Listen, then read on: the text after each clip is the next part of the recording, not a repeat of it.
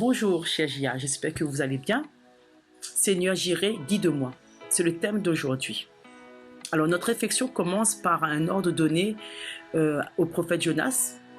Donc, Dieu lui demande d'aller parler aux habitants de Ninive, donc cette ville dont la méchanceté était arrivée jusqu'à Dieu. Jonas, il va tout simplement refuser cette mission, cette responsabilité. Pourquoi? On pourrait se demander pourquoi. Je pense que vous savez la réputation de cette ville. Effectivement, cette ville était reconnue comme une ville sanguinaire, avec une telle cruauté et de violence. Et les habitants de Ninive étaient devenus, avaient perdu toute moralité. Et donc, Jonas n'avait pas forcément envie de s'y joindre, comme quiconque d'ailleurs.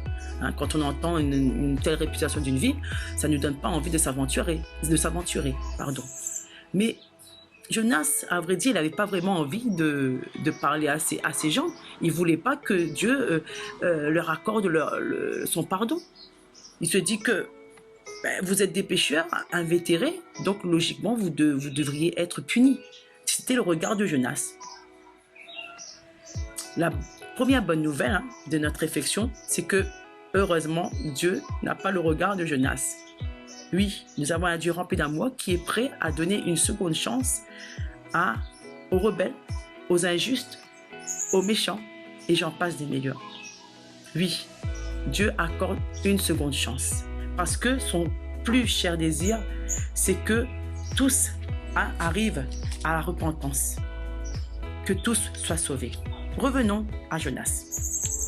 Oui, Jonas, prophète de Dieu, refuse sa mission et en plus, il reste indifférent à la situation. Donc, pour faire court, Jonas, il prend un bateau pour aller à Tarsis. Donc, il y a une tempête et Jonas s'endort. Pendant une tempête qui menace le navire, qui menace l'équipage, Jonas arrive à s'endormir profondément. À la suite, Jonas va être jeté, englouti par un poisson qui a été préparé par Dieu, parce que c'était le plan de Dieu pour amener Jonas vers sa mission. Et pendant ces 3 jours dans le ventre du poisson, Jonas va expérimenter la miséricorde et la grâce de Dieu vis-à-vis de lui-même. Au final, après cela, Jonas va changer complètement de regard sur la situation.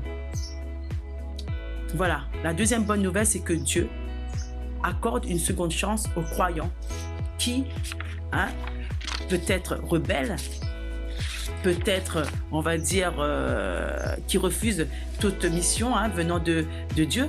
Dieu est prêt à accorder une seconde chance à chacun de nous. Je voudrais terminer sur cette phrase. Nous avons un grand Dieu rempli d'amour qui accorde encore et encore des chances, une seconde chance à chacun de nous. Que nous puissions, dès cet instant, dès aujourd'hui, pouvoir vivre la miséricorde et la grâce de Dieu et dire, Seigneur, j'irai.